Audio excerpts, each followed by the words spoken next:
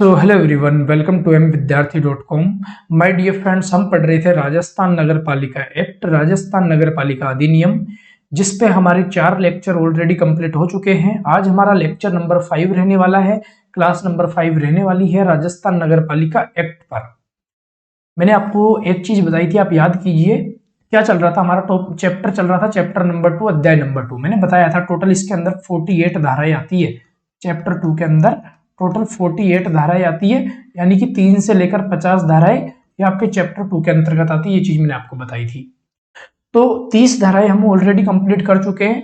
आज हम यहाँ पे आज के इस लेक्चर में यहाँ पे धारा 31 से लेकर धारा 40 तक हम देखने वाले हैं। तो आज के इस लेक्चर में 10 धाराएं देखेंगे। इसके बाद में जो 10 धाराएं जो पेंडिंग में रहेगी, जो रिमेनिंग है, वो हम उसके लिए हमको 2 लेक्चर की जरूरत पड़ने वाली है। तो जब तक आपके 7 लेक्चर कंप्लीट हो जाएंगे, तब तक आपका चैप्टर नंबर 2 पूरा यहाँ पे कंप्लीट हो जाएगा। समझ गए होंगे? तो डिटेल में हम डिस्कशन करेंगे, डिटेल एक्सप्लेनेशन हम देखने वाले हैं राजस्थान नगर पालिका एक्ट धारा 31 से लेकर 40 तक।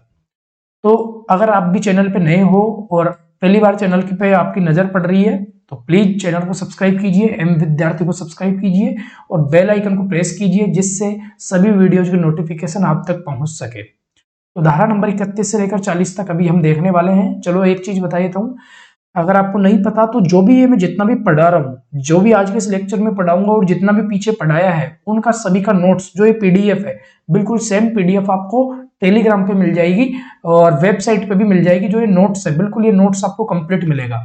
तो इसके लिए आपको कुछ नहीं करना, यहाँ पे इन दोनों की लिंक मैं डिस्क्रिप्शन बॉक्स में दे दूंगा, वेबसाइट और टेलीग्राम की। एम विद्यार्थी ऑफिशियल आपका टेलीग्राम चैनल है, वहां पे आप जाके ज्वाइन करना, कंटेंट देखना, विजिट करना, जिसके बाद पसंद आए तो ज्वाइन करना और वहां जाके पूरा नोट्स आप डाउनलोड कर सकते हो फ्री ऑफ कॉस्ट, कोई चार्ज नहीं देना। ठीक है? तो लिंक डिस्क्रिप्शन बॉक्स में है, जिसको भी जरूरत हो वो ज्वाइन कर लेना। अभी हम देखते हैं हमारी धारा नंबर 31। अब थोड़ा अलर्ट हो जाओ, 20 मिनट का लेक्चर रहेगा, ज्यादा नहीं। 20 मिनट में 10 धाराएं करवाने वाला हूँ, थोड़ा इंपॉर्टेंट है। ठीक है? जो जो इंपॉर्टेंट बताता हूँ उनको मार्क कर लिया करो। धारा नंबर 31, धारा नंबर 31 में बताया गया है निर्वाचन याचिका। निर्वाचन याचिका का मतलब होता है कौन याचिका दायर कर सकता है, कौन पिटीशन फाइल कर सकता है। फॉर एग्जाम्पल, जब चुनाव होता है तो खूब फर्जीवाड़ा होता है। अगर किसी को भी दिक्कत है, उस चुनाव में किसी को भी दिक्कत है, चाहे वो उम्मीदवार हो, चाहे वो निर्वाचक हो, वो कोई भी हो, अगर उसको दिक्कत है कुछ भी, तो वो यहाँ पे कंप्लेंट कर सकता है, पिटीशन फाइल कर सकता है। लेकिन यहाँ पे कुछ शर्तें हैं, कंडीशन है। वो शर्तें मैं यहाँ पे बता रहा हूँ, समझ लो इसको एक बार। किसी भी नगर पालिका के सदस्य के निर्वाचन को जिला न्यायाधीश यानी कि डिस्ट्रिक्ट मजिस्ट्रेट के समक्ष निर्वाचन की तारीख से 1 माह के भीतर भीतर चुनौती दी जा सकती है। समझे इसका मतलब क्या है? नहीं समझे? मैं समझा दूं। फॉर एग्जाम्पल, एग्जाम्पल है, एग्जाम्पल बता रहा हूं। मैंने माना 1 जनवरी को कोई चुनाव हुआ, 1 जनवरी को चुनाव हो गया, लेकिन वहां पे कुछ भी फर्जीवाड़ा हुआ है, वहां किसी को भी दिक्कत है, एक्स वाई जेड किसी को भी, चाहे उम्मीदवार हो चाहे निर्वाचक हो, कोई भी हो, अगर वहां उसको दिक्कत है तो वो यहाँ पे कंप्लेंट कर सकता है, पिटीशन फाइल कर सकता है। लेकिन कब तक? ओनली और ओनली 30 दिन के अंदर अंदर, ओनली और ओनली 30 दिन के अंतर्गत। और ये 30 दिन कब हो जाएंगे? आपके 31 जनवरी तक, 31 जनवरी तक। तो 30 दिन के अंदर अंदर आपको पिटीशन फाइल करनी है, कंप्लेंट करनी है। तो जिसके बाद क्या होगा? वह सुनवाई होती है। लेकिन पिटीशन फाइल करने के भी कुछ रूल है, कुछ आधार है। वो आधार क्या क्या है देख लो, नीचे 6 पॉइंट मैंने लिख रखे हैं आधार। इनमें से कोई भी पॉइंट अगर यहाँ पे मैच होता है तो जिसको भी कंप्लेंट करनी है वो कर सकता है, वो कोर्ट जा सकता है, वो डिस्ट्रिक्ट मजिस्ट्रेट के सामने यहाँ पे पिटीशन फाइल कर सकता है। ठीक है? फर्स्ट पॉइंट, अगर निर्हर हो यानी कि डिस्क्वालीफाई हो, कोई भी जो भी चुनाव लड़ रहा है वो डिस्क्वालीफाई है, लेकिन उसने फर्जीवाड़ा करके जैसे तैसे करके उसने नामांकन करवा लिया, लेकिन वहां पे किसी को पता लगा और उसकी वो पिटीशन फाइल करना चाहता है, वो कंप्लेंट करना चाहता है, तो वो कर सकता है। अगर कोई भी निर्हर है, कोई भी डिस्क्वालीफाई है, ये क्वालिफाई डिस्क्वालीफाई क्या होता है पहले पढ़ा था, वो आ रहा हूँ मैं बहुत अच्छे से। कोई डिस्क्वालीफाई है, जो भी यहाँ पे रूल रेगुलेशन है उनको फॉलो नहीं कर रहा, जो भी टर्म्स एंड कंडीशन उनको फॉलो नहीं कर रहा, वो डिस्क्वालीफाई के अंतर्गत आएगा, उसकी पिटीशन फाइल की जा सकती है। सेकंड पॉइंट, धारा नंबर 29 के अंतर्गत बताया गया है भ्रष्ट आचरण से संबंधित। मैंने आपको बताया था, अगर वो भ्रष्ट आचरण से रिलेटेड है, कुछ भी मैच हो रहा है वहां पे उसका भ्रष्ट आचरण से रिलेटेड, तो वो भी यहाँ पे डिस्क्वालीफाई माना जाएगा, यानी कि वो भी यहाँ पे आधार रहेगा, बेस रहेगा और पिटीशन फाइल की जा सकती है। थर्ड पॉइंट, नामांकन अनुचित रूप से खारिज किया गया हो यानी कि रिजेक्ट किया गया हो। जो भी कोई यहाँ पे वोट देने जा रहा है उसको जबरदस्ती बाहर कर दिया जा रहा है फर्जीवाड़े के थ्रू। जब भाई 2-4 लोगों में जब कंपटीशन होता है तो ये सब चीजें होती है, तो वहां पे जिसको खारिज किया है वो भी यहाँ पे पिटीशन फाइल कर सकता है। 4 नंबर का पॉइंट, नामांकन अनुचित रूप से स्वीकृत किया हो। कोई यहाँ पे कोई XYZ कोई भी है वो यहाँ पे फर्जीवाड़ा करके वोट दे रहा है और उस वोट को एक्सेप्ट किया, तो यहाँ पे भी पिटिशन फाइल की जा सकती है, कंप्लेंट की जा सकती है। 5th नंबर का पॉइंट, मत को अनुचित रूप से ग्रहण या नामंजूर किया गया हो। अनुचित रूप से ग्रहण या नामंजूर किया गया हो तो यह भी आधार बनता है और पिटिशन फाइल की जा सकती है। 6 नंबर का पॉइंट, नियमों की अनुपालना, अनुपालना नहीं, यहाँ पे अनुपालना, यानी कि यहाँ पे रूल को फॉलो नहीं किया, टर्म्स एंड कंडीशन फॉलो नहीं की, तो उसको भी यहाँ पे, उसके लिए भी यहाँ पे पिटिशन फाइल की जा सकती है, याचिका दायर की जा सकती है। सिंपल था, धारा नंबर 31 में ओनली इतना ही बताया गया है, कौन यहाँ पे याचिका दायर कर सकता है, खत्म होती है। धारा नंबर 32, धारा नंबर 32 के अंतर्गत आता है जिला न्यायाधीश के आदेशों के विरुद्ध। देखो ऊपर क्या हुआ था, याचिका दायर की थी, लेकिन मान लो कोई फर्जी भी तो याचिका दायर कर सकता है, फर्जीवाड़ा वहां पर भी हो सकता है, तो फिर क्या होगा, फिर धारा नंबर 32 के अंतर्गत उसका सोल्यूशन दिया गया है। जिला न्यायाधीश डिस्ट्रिक्ट मजिस्ट्रेट के आदेशों के विरुद्ध अपील 30 दिन के भीतर उच्च न्यायालय कोर्ट यानी कि हाई कोर्ट में। समझो इसका मतलब, मान लो किसी ने भी पिटीशन फाइल की, वो पिटीशन कहां पे फाइल करेगा, वो डिस्ट्रिक्ट मजिस्ट्रेट में जाके यहाँ पे पिटीशन फाइल करेगा। समझ गए। फिर क्या होगा, अगर मान लो वहां पे अगर किसी को भी उसके अगेंस्ट काम करना है, कोई भी मान लो, जैसे मान लो फॉर एग्जांपल मैं ही हूं, मेरे अगेंस्ट किसी ने पिटीशन फाइल की, लेकिन मेरे को लग रहा है कि सामने वाला मेरे मतलब मेरे विरुद्ध वो फर्जीवाड़ा कर रहा है, वो धोखाधड़ी कर रहा है, तो मैं भी तो भाई कोर्ट जाऊंगा ना, फिर मैं खा जाऊंगा, मैं कोर्ट जाऊंगा, लेकिन 30 दिन के भीतर भीतर जाना पड़ेगा मेरे को, कंडीशन है 30 दिन के भीतर भीतर खा जाऊंगा, मैं हाई कोर्ट जाऊंगा, कोर्ट जाऊंगा, यानी कि उच्च न्यायालय जाऊंगा। तो फिर क्या होगा, उच्च न्यायालय जो हाई कोर्ट रहेगा वो 3 महीने के अंतर्गत यानी कि 90 दिन के अंतर्गत यहाँ पे डिसीजन लेगा, और जो भी डिसीजन यहाँ पे हाई कोर्ट देगा वो डिसीजन यहाँ पे वैलिड रहेगा, वो मानना पड़ेगा। यहाँ पे जांच होती है, सब कुछ होता है, आगे मैं बताऊंगा इस आज के लेक्चर में कैसे क्या होता है पूरा, तो समझे। यानी कि यहाँ पे मान लो 31 और 32 दो धारा है, अब दोनों के अंतर्गत यहाँ पे किसी ने पिटीशन फाइल कर दी 31 के अंतर्गत, फिर मान लो कोई है जो भी 32 के अंतर्गत भी वो जा रहा है, एक्शन ले रहा है, तो यहाँ पे हाई कोर्ट का डिसीजन यहाँ पे वैलिड माना जाएगा फाइनल लास्ट में। समझ गए आप, ये पॉइंट मैंने आगे लिख भी रखा है, ये मैंने लिख रखा है धारा नंबर 33 के अंतर्गत, सॉरी धारा नंबर 34 के अंतर्गत, ये मैंने लिखा हुआ है। सबसे पहले धारा नंबर 32 एंड 31 हमारी कंप्लीट होती है। अब आप यहाँ पे धारा नंबर 33 देखो, 33 के अंतर्गत बताया गया है समस्त उम्मीदवारों का निर्वाचन अपास शून्य घोषित होने की दशा में प्रक्रिया। ये समझो पॉइंट पूरा, लाइन समझना तब समझ आएगा। सभी सदस्यों या 2/3 सदस्यों का निर्वाचन धारा 31-32 के तहत शून्य घोषित कर दिया जाता है तो राज्य सरकार नगर पालिका को विघटित करेगी। ये पॉइंट समझ लेना। यहाँ पे क्या बताया गया है, सभी सदस्यों या 2/3 सदस्यों, सभी सदस्य या फिर 2/3 सदस्यों का निर्वाचन धारा 31-32 के तहत शून्य घोषित कर दिया जाता है। अब ये चीज समझो, ऐसा कब होगा, ऐसा कब होगा, मैंने अभी ऊपर बताता हुआ रहा हूं, कोई पिटीशन फाइल करता है, पिटीशन कब फाइल होगी, जब फर्जीवाड़ा होता है, ये सब होता है। और अगर वो सच में पकड़ा जाता है जांच में, कोर्ट के द्वारा, डिस्ट्रिक्ट मजिस्ट्रेट के द्वारा अगर वो पकड़ा जाता है, तो फिर यहाँ पे क्या होगा, जो चुनाव हुए थे भाई वहां पे जिसकी जो भी यहाँ पे जिसने भी वोट दिया था, मान लो किसी ने फर्जी वोट दिया तो उसको जीरो ही तो माना जाएगा ना, डेफिनेटली जीरो माना जाएगा। तो लेकिन यहाँ पे कंडीशन है, अगर 2/3 सदस्यों का निर्वाचन, 2/3 कंडीशन है, 2/3 सदस्यों का निर्वाचन धारा 31-32 के तहत शून्य घोषित कर दिया जाता है, किसके द्वारा, या तो हाईकोर्ट के द्वारा या डिस्ट्रिक्ट मजिस्ट्रेट के द्वारा, तो राज्य सरकार नगर पालिका को विघटित कर देगी, विघटित करेगी। मैंने ये चीज आपको पीछे समझाई थी, अगर किसी भी नगर पालिका का विखंडन होता है, विघटित होती है, तो कैसे होता है, क्या होता है, ये मैंने आपको बता दिया था, अभी फिर से बता दिया। धारा 33 होती है समाप्त। धारा नंबर 34 के अंतर्गत बताया गया है आदेश और विनिश्चय की अंतिमता। समझो इसको, आदेश और विनिश्चय की अंतिमता यानी कि फाइनल डिसीजन किसका वैलिड माना जाएगा, जस्ट पीछे बताया था, समझ लो ये लाइन अच्छे से समझ लेना। अगर अपील उच्च न्यायालय यानी कि हाई कोर्ट में नहीं की गई हो तो जिला न्यायाधीश यानी कि डिस्ट्रिक्ट मजिस्ट्रेट का निर्णय अंतिम होगा। समझ रहे हो, अगर मान लो किसी ने पहली बार पिटीशन फाइल की है, पहली बार कहां करेगा, डिस्ट्रिक्ट मजिस्ट्रेट में करेगा। अगर उसके अगेंस्ट किसी ने भी, अगर उसके अगेंस्ट कोई भी नहीं गया, तो फिर किसके यहाँ पे, किसका यहाँ पे डिसीजन वैलिड माना जाएगा, यहाँ पे डिस्ट्रिक्ट मजिस्ट्रेट का। लेकिन कोई भी उसके विरुद्ध जा रहा है, यानी कि धारा 32 के अंतर्गत अगर कोई भी काम कर रहा है, उसके विरुद्ध जा रहा है, धारा नंबर 31 के अंतर्गत जो पिटीशन फाइल की थी उसके विरुद्ध जा रहा है, तो विरुद्ध जाने पर आपको पता है हाई कोर्ट डिसीजन लेता है, तो फिर फाइनली हाई कोर्ट का डिसीजन यहाँ पे वैलिड होगा, लिखा हुआ है, तथा अपील उच्च न्यायालय में की गई है तो उच्च न्यायालय का निर्णय अंतिम होगा। ये चीज मैंने आपको समझा दी, जस्ट पीछे समझाई थी। धारा नंबर 34 भी होती है समाप्त। समझा, धारा नंबर 31 में बताया गया है भैया यहाँ पे याचिका कौन कौन दायर कर सकता है, धारा नंबर 32 के अंतर्गत बताया गया है उसके अगेंस्ट भी कोई जाकर कंप्लेंट कर सकता है हाई कोर्ट के अंतर्गत जाकर, या सुप्रीम कोर्ट जैसा कोई सीन नहीं है, यहाँ पे हाई कोर्ट का सीन है ओनली, ठीक है। फिर धारा नंबर 33 के अंतर्गत बताया गया है 2/3 लोगों का या फिर सभी सदस्यों का अगर यहाँ पे निर्वाचन धारा 31-32 के तहत शून्य कर दिया जाता है तो फिर यहाँ पे नगर पालिका विघटित हो जाएगी। धारा नंबर 34 में बताया गया है कि डिसीजन किसका वैलिड माना जाएगा, हाई कोर्ट का, और यहाँ पे कब यहाँ पे डिस्ट्रिक्ट मजिस्ट्रेट का माना जाएगा, ये यहाँ पे मैंने आपको समझा दिया। धारा नंबर 35 के अंतर्गत आती है निरर्हताएं अर्थात अयोग्यताएं। यहाँ पे देखो, जब मैंने आपको धारा 28 और धारा 29 पढ़ाई थी उस टाइम पे मैंने आपको निरर्हताएं अयोग्यता ये सब मैंने आपको बताई थी, क्या योग्यता रहेगी, क्या निरर्हता रहेगी, क्या मतलब क्वालिफाई के लिए क्या रहता है, डिस्क्वालीफाई के लिए क्या रूल होते हैं, ये सब मैंने आपको बताया था। तो देख लो आप, धारा 28 के तहत निर्वाचन संबंधी अपराध किया हो तो वो निरहर माना जाएगा, अयोग्य माना जाएगा। धारा 29 के अंतर्गत भ्रष्ट आचरण के अंतर्गत वो आता है तो वो भी निरहर माना जाएगा, डिस्क्वालीफाई माना जाएगा। अपराध सिद्ध होने पर 6 वर्ष तक अवधि तक निरहर होगा, ये चीज मैंने आपको पीछे भी बताई थी लास्ट लेक्चर के अंतर्गत।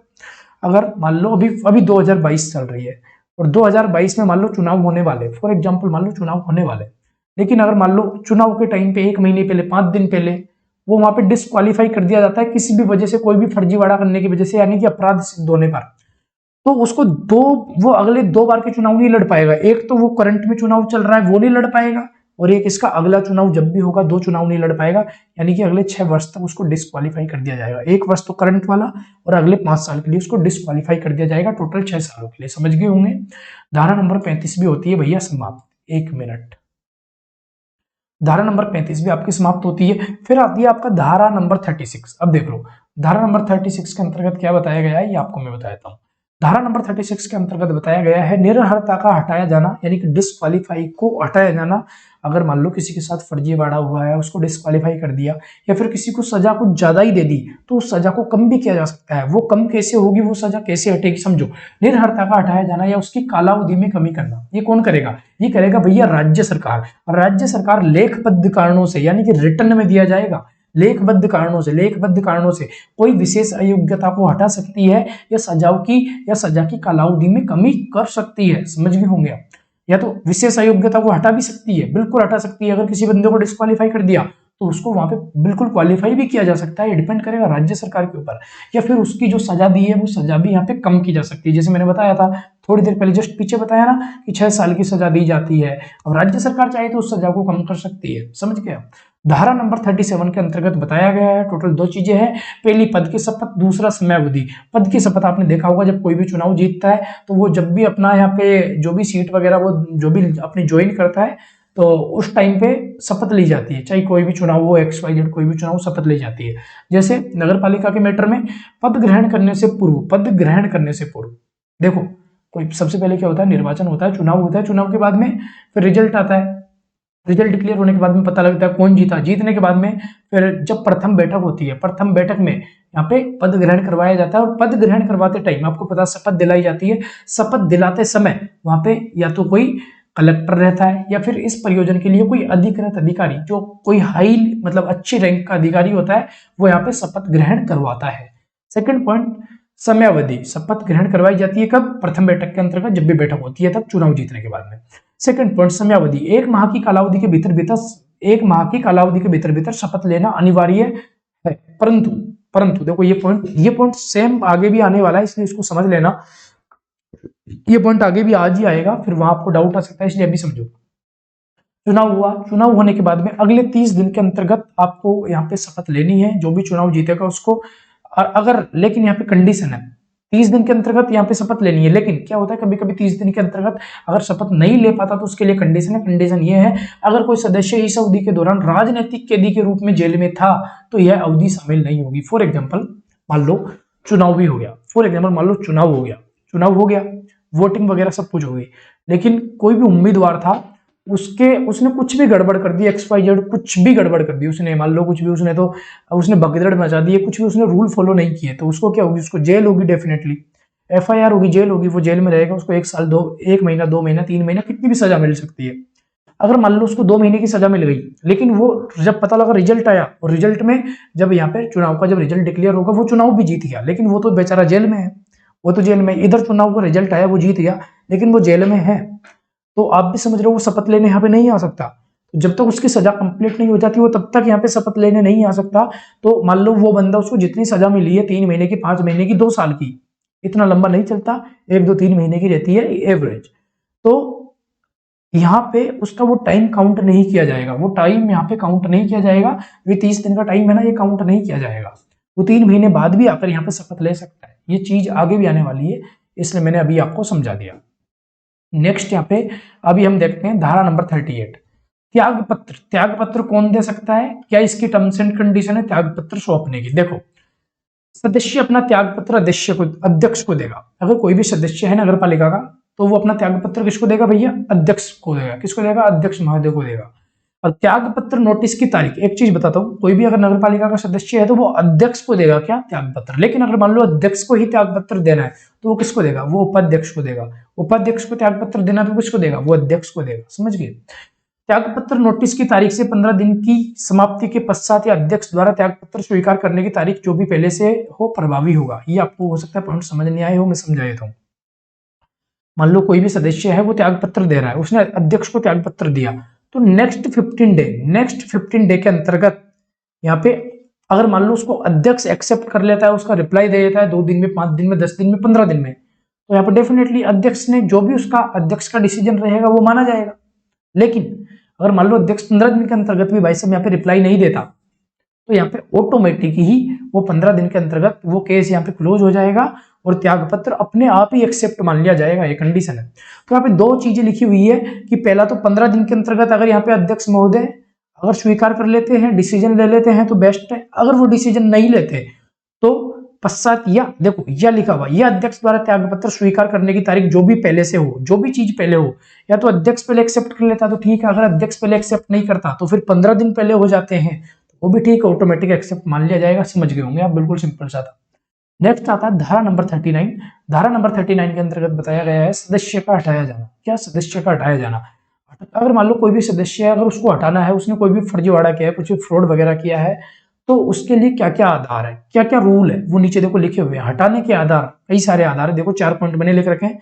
ये चारों पॉइंट के अंतर्गत मैंने समझा रखा है। फर्स्ट पॉइंट, नगर पालिका की इजाजत के बिना लगातार 3 या 3 से अधिक, यहाँ पे 3 से अधिक लिखा हुआ है, 3 या 3 से अधिक नहीं। देखो, नगर पालिका की इजाजत के बिना लगातार 3 से अधिक साधारण बैठकों में अनुपस्थित। मान लो कोई भी बैठक हो रही है, कंटिन्यू बैठक हो रही है, कोई भी बैठक हुई कभी भी, और लगातार 3 बैठकों में अगर नगर पालिका का कोई भी सदस्य अगर वहां पे नहीं आ रहा, वो अपनी प्रेजेंट नहीं दे रहा, तो वहां पे उसको हटाया जा सकता है।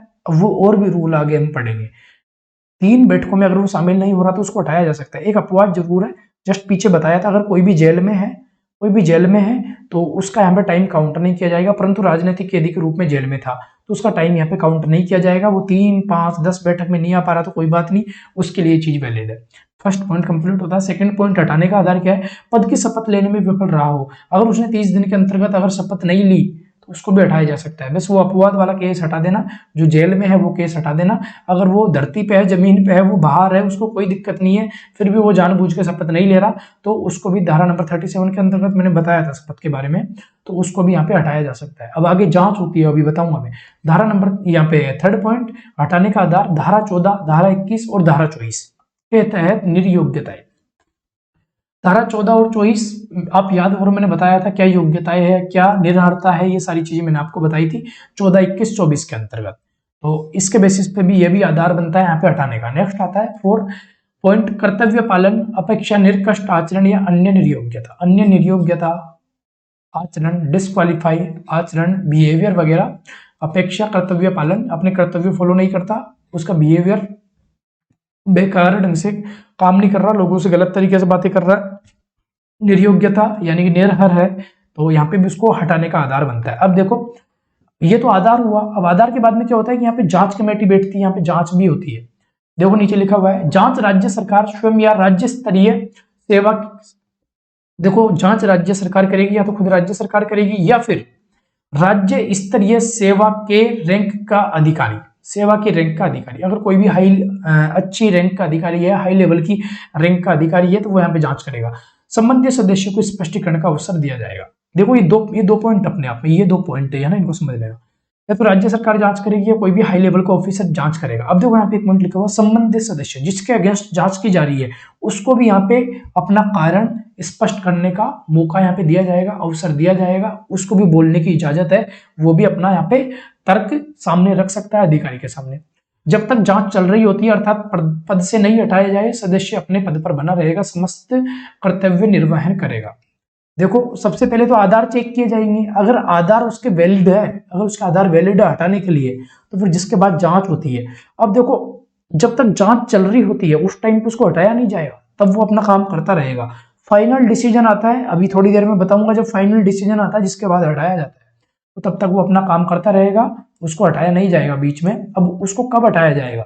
उसको हटाया जाएगा जब पूरी जांच कंप्लीट हो जाती है, जिसके बाद डिसीजन लिया जाता है। धारा नंबर 40 के अंतर्गत देख लो, 39 खत्म होती है, धारा नंबर 40 के अंतर्गत बताया गया है पदावधि की समाप्ति के पश्चात जांच। मान लो कोई भी उम्मीदवार है, कोई भी सदस्य है, उसने 5 साल काम कर लिया और 5 साल काम करने के बाद में लोगों को पता लगा कि यार इसने तो फर्जीवाड़ा कर दिया, ये तो धोखाधड़ी कर गया। पता कब लगा? उसका पूरा कार्यकाल खत्म होने के बाद में। फिर भी क्या कोई ऑप्शन होता है गवर्नमेंट के पास? यस, ऑप्शन होता है। या फिर मान लो एक चुनाव खत्म हो गया, उसमें उसने फर्जीवाड़ा कर दिया और दूसरा चुनाव भी हो चुका, उसको भी वो जीत गया और वो दूसरी बार भी जीत गया और वो अपना काम कर रहा है, तो क्या फिर भी उसको हटाया जा सकता है? यस, हटाया जा सकता है। अब आप समझो, पदावधि की समाप्ति के पश्चात पदावधि की समाप्ति के पश्चात कतिपय कभी कथनों की जांच अर्थात नगर पालिका सदस्य, अध्यक्ष, उपाध्यक्ष के विरुद्ध अगर कोई जांच हो तो कार्यकाल समाप्ति के बाद या उसके ऐसा सदस्य अध्यक्ष या उपाध्यक्ष न रहने के बाद भी प्रारंभ की जा सकती है। देखो लिखा हुआ है न रहने के बाद भी, मैंने बताया था एक कार्यकाल खत्म हो जाए जिसके बाद भी अगर वो पकड़ा जाता है फ्रॉड वगैरह, फर्जीवाड़ा वगैरह, तो उसकी जांच की जाएगी। अगर जांच पहले ही शुरू की जा चुकी है तो सदस्य, उपाध्यक्ष, अध्यक्ष न रहने पर भी चालू रखी जाएगी। अगर जांच पहले ही शुरू की जा चुकी है तो सदस्य, उपाध्यक्ष, अध्यक्ष न रहने पर भी चालू रखी जाएगी। इसका मतलब यह है अगर मान लो किसी की जांच पहले से ही शुरू कर दी है तो सदस्य, उपाध्यक्ष, अध्यक्ष न रहने पर भी चालू रखी जाएगी। इसका मतलब समझ लो। अगर मान लो कार्यकाल कितना होता है, मान लो क्या कार्यकाल टोटल 5 साल का होता है और मान लो उसके वो 4 साल पे ही पकड़ा हुआ गया तो उस पर जांच चल रही है और जांच में 1 साल भी लग सकता है, 2 साल भी लग सकता है, कितना भी टाइम लग सकता है। तो अगर उसका बाद में पता लग रहा है तो यहाँ पे आप समझ रहे हो, इसका सिंपल सा पॉइंट यह है, अगर उसका 4 साल का कार्यकाल हो गया और उसका कार्यकाल टोटल कितना होता है 5 साल का, मैंने थोड़ी देर पहले बताया था जस्ट धारा नंबर 39 में कि बीच में नहीं हटाया जाएगा, पूरी जांच की जाती है। बीच में नहीं हटाया जाएगा, पूरी जांच की जाएगी, जिसके बाद डिसीजन लिया जाएगा, तब तक वो अपने पद पे बना रहता है। इसमें यही चीज बता रखा है, ठीक है। अगर कोई सदस्य अध्यक्ष, उपाध्यक्ष दूसरे कार्यकाल के लिए निर्वाचित होते हैं और जांच पहले वाली कार्यकाल की चल रही है तो वह चालू रखी जाएगी। समझो, अगर मैंने 2 एग्जांपल दिए थे, 5 साल का एक कार्यकाल, ये पहला है 5 साल का, और सेकंड कार्यकाल ये भी 5 साल का है।